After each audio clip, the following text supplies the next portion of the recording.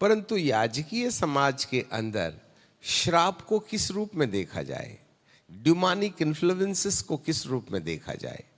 अब सेवकाई के अंदर में श्राप बोले तो शब्द अच्छा नहीं लगता, परंतु श्राप की परिभाषा समझने का तात्पर्य ये होता है कि किसी भी व्यक्ति के जीवन में जो उसका लक्ष्य है, उसका उद्देश्य है, जो परमेश्वर ने ठान रखा है, उसको पूरा नहीं कर पाना।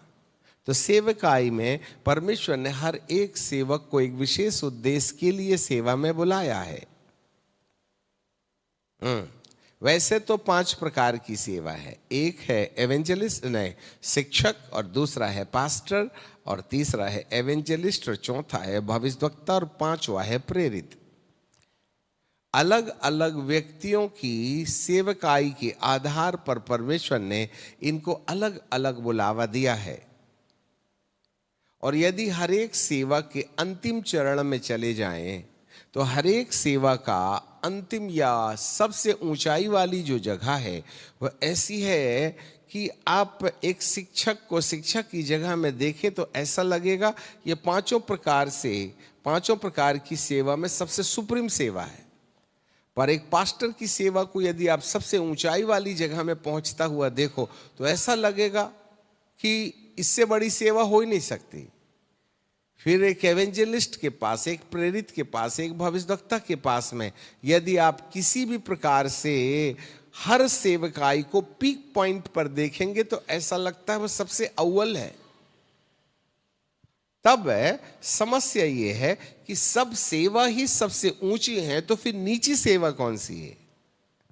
एक भी सेवा एक से हटके दूसरा छोटा है बोल के ऐसा कुछ नहीं क्योंकि परमेश्वर की जिस भी प्रकार की सेवा या मनसा को देखें और यदि आप उसको सुपरलेटिव डिग्री में या सबसे ऊंचे वाले स्तर में जाकर के देखें तो ऐसा लगता है कि सब कुछ चरम सीमा से हट करके है।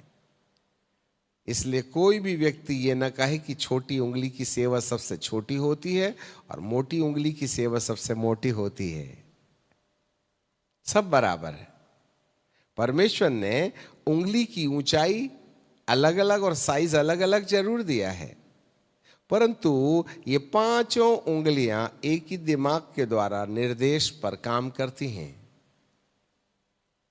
सबसे प्रमुख है सिर,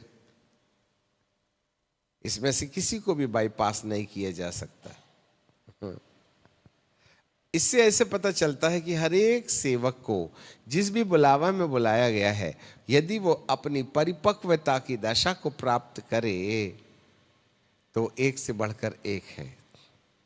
पर सवाल ये होता है कि जब कभी हम इस सेवकाई वरदान में आते हैं तो बहुत से लोग अपनी सेवा में फेलुअर या हारा महसूस करते हैं। उनको शिक्षा देते नहीं बनता। एक पास्टोरिकल मिनिस्ट्री के अंतर्गत भेड़ आती तो हैं परंतु चली जाती हैं। एवेंजलिस्ट में सुसमाचार सुनाया तो जाता है पर लोग बदलते नहीं है। भविष्यवक्ता भविष्यवाणी करता तो है परंतु ऐसी हल्की फुल्की भविष्यवाणी करके चला जाता है। प्रेरित के नाम से पहचाने जाने वाले बहुत से लोग हैं परंतु उनसे आत्माएं जिताती नहीं हैं। इधर उधर की चोरी चपाटी करके 2-4 लोगों के सिर में ड्रम बजाने के बाद हम सोचते हैं कि हम प्रेरित हैं। ऐसा कुछ नहीं है, यह हमारा फेलुअरनेस है। Thousands and the millions of same men of God is failure in their ministry. Why? वे अपनी सेवकाई के अंदर हार इसलिए गए हैं क्योंकि कहीं ना कहीं उस व्यक्ति को उस सेवकाई की चरम सीमा तक पहुंचने के लिए अंधकार की शक्तियां अलग अलग प्रकार की युक्तियां काम में लाती हैं, जिन युक्तियों के ऊपर हम उलझ जाने के द्वारा हम अपनी बेहतर सेवा करने में असफल हो जाते हैं। हाँ जी हाँ।